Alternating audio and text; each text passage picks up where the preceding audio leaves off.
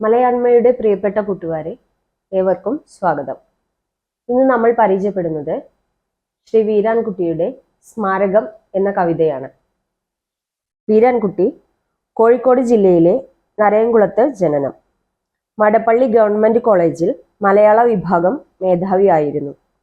ജലഭൂപടം, മാന്ത്രികൻ, autograph, തൊട്ടു നടക്കുമ്പോൾ, മൺവീറ്, ഇനിയുള്ള ദിവസങ്ങൾ, മിണ്ടാപ്രാണി തുടങ്ങിയ കൃതികൾ. മിണ്ടാപ്രാണിക്ക് കേരള സാഹിത്യ അക്കാദമി അവാർഡ് 2017 ലഭിച്ചു. കവിതകൾ വിവിധ ഭാഷകളിലേക്ക് മൊഴിമാറ്റം ചെയ്യപ്പെട്ടിട്ടുണ്ട്. അപ്പോൾ നമുക്ക് കവിതയിലേക്ക് കിടക്കാം. സ്മാരകം. അപ്പൂപ്പൻ താടിയുടെ പറക്കത്തെ വിനീതമായ ഒരു ശ്രമമായി കാണണം. ചിറകുകളില്ല, ദേശാന്തരം വിധിച്ചിട്ടില്ല, ആകാശവും സ്വന്തമല്ല, എന്നിട്ടും അത് പറക്കുന്നു. കുഞ്ഞിനെ എന്ന പോലെ വിത്തിനെ മടിയിൽ വെച്ച്. അതു കാണും സ്വപ്നത്തിലെ മരത്തിൻ്റെ തണലിൽ നാളെ ഒരാൾ വന്നിളവേൽക്കും എന്ന കവിത അതിനറിയില്ല.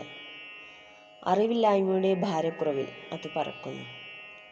അതിനെ പക്ഷി എന്ന് വിളിക്കാതിരിക്കാൻ നാം കാണിക്കുന്ന കരുണയിൽ അത് കുറച്ചുകൂടി ദൂരം പോയേക്കും. ധീരമെങ്കിലും എളിയ അതിൻ്റെ ശ്രമം വീണു പോകുന്നിടത്ത് സ്മാരകമായി ഉയർന്നു വന്നേക്കും. ആരുമറിയാതെ നാളെ ഒരു മരം. വീരാൻകുട്ടിയുടെ സ്മാരകം എന്ന കവിത അപ്പൂപ്പൻ താടിയുടെ പറക്കത്തെക്കുറിച്ചാണ്. പ്രതീക്ഷകളുടെ ഭാരമില്ലാതെ വിത്തിനെയും മടിയിൽ വെച്ച് അത് പറക്കുന്നു. ധീരമെങ്കിലും ആ എളിയ ശ്രമം സാർത്ഥകമാകുന്നത് അത് വീണിടത്ത് നാളെ ആരുമറിയാതെ ഒരു മരം ഉയർന്നു വന്ന് തണൽ വിരിക്കുമ്പോഴാണ്, ഒരു സ്മാരകമായി മാറുമ്പോഴാണ്. തൻ്റെ യഥാർത്ഥ ശക്തിയെയും കഴിവിനെയും സ്വയം തിരിച്ചറിഞ്ഞ് സ്വന്തം വഴികൾ കണ്ടെത്തി മുന്നോട്ടു പോകുന്നവർക്ക് കാലത്തെയും അതിജീവിച്ചു മുന്നോട്ടു പോകാൻ കഴിയും എന്ന ജീവിത പാഠമാണ് അപ്പൂപ്പൻ താടിയുടെ ജീവിതയാത്ര നമ്മെ ഓർമ്മിപ്പിക്കുന്നത്.